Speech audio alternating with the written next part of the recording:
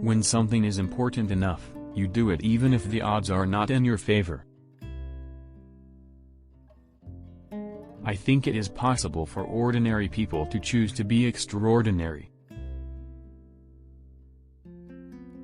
Persistence is very important. You should not give up unless you are forced to give up. I think it's very important to have a feedback loop, where you're constantly thinking about what you've done and how you could be doing it better. If you're trying to create a company, it's like baking a cake. You have to have all the ingredients in the right proportion. I don't create companies for the sake of creating companies, but to get things done.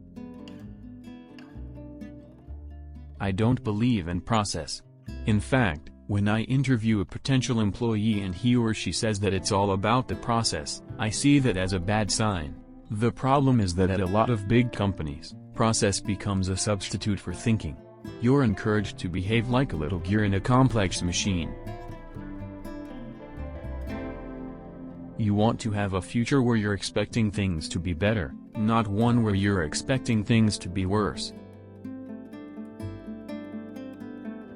If something's important enough, you should try, even if the probable outcome is failure.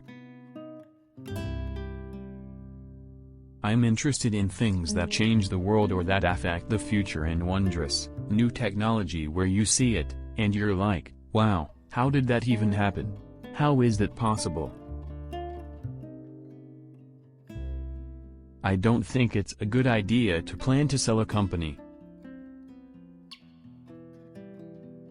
The first step is to establish that something is possible, then probability will occur. You have to be pretty driven to make it happen. Otherwise, you will just make yourself miserable.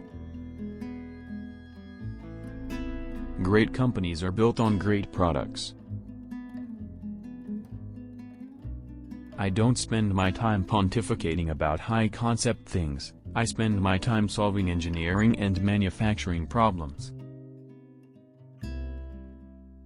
There have to be reasons that you get up in the morning and you want to live. Why do you want to live? What's the point? What inspires you? What do you love about the future? The path to the CEO's office should not be through the CFO's office, and it should not be through the marketing department. It needs to be through engineering and design. I don't think it's good to achieve too much at too young an age. What else is left for later? You cannot have a real perspective on life until you've been through a few things.